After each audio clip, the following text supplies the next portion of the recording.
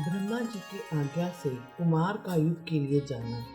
तारक के साथ उनका भीष्म संग्राम और उनके द्वारा तारक का वध। तत्पश्चात देवों द्वारा कुमार का अभिनंदन और सत्वन। कुमार का उन्हें वरदान देकर कैलाश पर जा शिव पार्वती के पास निवास करना। तब ब्रह्मा जी कहने लगे, शंकर सुवन स्वामी कार्तिक, तुम तो देवाधिदेव हो। पार्वती सुत विष्णु और तारकासुर का यह व्यर्थ शुभ युद्ध शोभा नहीं दे रहा, क्योंकि विष्णु के हाथों इस तारक की मृत्यु नहीं होगी। यह मुझसे वरदान पाकर अत्यंत बलवान हो गया है। यह मैं बिल्कुल सत्य बात कह रहा हूँ। पार्वती नंदन, तुम्हारे अतिरिक्त इस पापी को मारने वाला दूसरा कोई नहीं, इसलिए महाप्रभु तुम्हें मेरी कथा अनुसार ही करना चाहिए। तब तुम शीघ्र ही इस दैत्य का वध करने के लिए तैयार हो जाओ, क्योंकि पार्वती पुत्र तारक का संहार करने के निमित्त ही तुम शंकर से उत्पन्न हुए हो। ब्रह्मा जी कहते हैं, मुने यूं मेरा कथन सुनकर शंकर नंदन कुमार कार्तिक के ठठाकर हंस पड़े और प्रसन्नता पूर्वक बोले, तथा अस्तु, ऐसा ही होगा। तब महान ऐश्वर्यशाली शंकर सुवन कुमार तारकासुर के वध का निश्चय करके विमान से उतर पड़े और पैदल हो गए।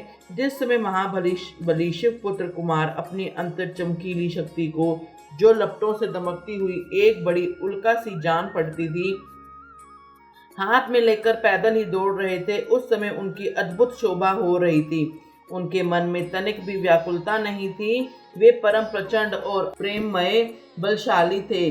उन षणमुख को अपनी ओर आते देखकर तारक सुरश्रेष्ठों से बोला, क्या शत्रुओं को संहार करने वाला कुमार यही है? मैं अकेला वीर इसके साथ युद्ध करूंगा और मैं ही समस्त वीरों, प्रथमत गणों, लोकपालों तथा श्री हरि जिनके नायक हैं, उन देवों को भी मार डालूंगा।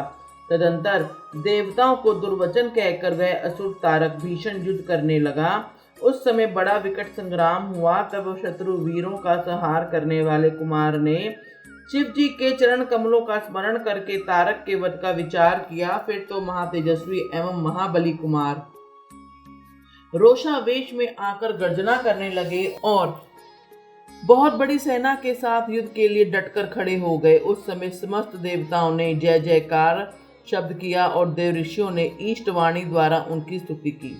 तब तारक और कुमार का संग्राम प्रारंभ हुआ, जो अत्यंत दुस्सह, महान, भयंकर और संपूर्ण प्राणियों को भयभीत करने वाला था। कुमार और तारक दोनों ही शक्ति युद्ध में परम प्रवीण थे, अतः अत्यंत रोषावेश में वे परस्पर एक दूसरे पर प्रहार करने लगे। परम पराक्रमी वे दोनों नाना प्रकार के पैंतरे बदलते हुए गर्जना कर रहे थे और अनेक प्रकार से दाव पेच से एक दूसरे पर आघात कर रहे थे। उस समय देवता, गंधर्व और किन्नर सभी चुपचाप खड़े होकर वह दृश्य देखते रहे। उन्हें परम विस्मय हुआ, यहाँ तक कि वायु का चलना बंद हो गया, सूर्य की प्रभा फीकी पड़ गई और पर्वत एवं वन काननों सहित सारी पृथ्वी कांप उठी। इसी अवसर पर हिमालय आदि पर्वत स्नेहाभिभूत होकर कुमार की रक्षा के लिए वहां आए। तब उन सभी पर्वतों को भयभीत देखकर शंकर एवं गिरिजा के पुत्र कुमार उन्हें संतावना देते हुए बोले।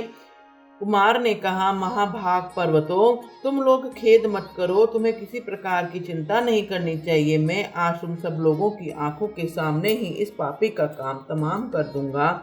यूं उन पर्वतों तथा देवगणों को ढांढस बंधाकर कुमार गिरजा और शंभु को प्रणाम किया तथा अपनी कांतिमती शक्ति के हाथों में लिया। शंभु पुत्र कुमार महाबली तथा महान ऐश्वर्यशाली तो थे ही, तब उनको तारक का वध करने की इच्छा से शक्ति हाथ में ली। उस समय उनके अद्भुत शोभा हुई। तदंतर शंकर जी के तेज से संपन्न कुमार ने उस शक्ति से तारकासुर, जो समस्त लोगों को कष्ट देने वाला था, प्रहार किया। उस शक्ति के आघात से तारकासुर के सभी अंग छिन्न हो गए। संपूर्ण असुर गणों का अधिपति एवं महावीर सहसा धाराशायी हो गया। मुने, सबके देखते देखते ही वही कुमार द्वारा मारे गए तारक के प्राण पखरू उड़ गए। उस उत्कृष्ट वीर तारक को महासमर में प्राण रहित होकर गिरा हुआ देखकर वीरवर कुमार ने पुनः उस पर वार नहीं किया।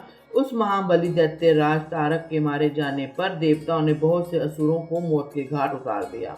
उस युद्ध में कुछ असुरों ने भयभीत होकर हाथ जोड़ लिए और कुछ के शरीर छिन्न भिन्न हो गए और हजार दैत्य मृत्यु के अतिथि बन गए।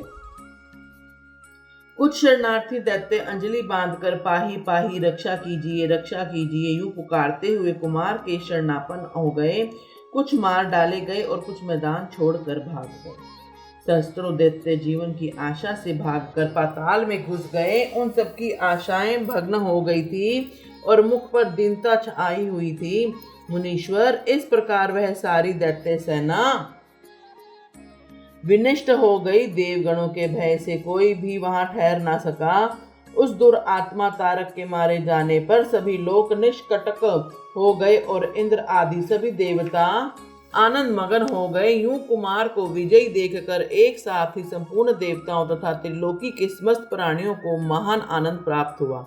उस समय भगवान शंकर भी कार्तिकेय की विजय का समाचार पाकर प्रसन्नता से भर गए और पार्वती जी के साथ गणों से घिरे हुए पधारे। तब जिनके हृदय में स्नेह समाता नहीं था, वे पार्वती जी प्रेम पूर्वक सूर्य के समान तेजस्वी अपने पुत्र कुमार को अपनी गोद में लेकर लाड प्यार करने लगी। उसी अवसर पर अपने पुत्रों से घिरे हुए हिमालय ने बंधु बांधवों तथा अनुयायियों के साथ आकर शंभु, पार्वती और घू का सत्वन किया। तत्पश्चात संपूर्ण देवगण, मुनि, सिद्ध और चरणों ने शिव नंदन कुमार शंभु और परम प्रसन्न हुई पार्वती की स्तुति की। उस समय उपदेवों ने बहुत बड़ी पुष्प वर्षा की। सभी प्रकार के बाजे बजने लगे। विशेष रूप से जयकार और नमस्कार के बाद बारंबार उच्च स्वर से गूंजने लगे।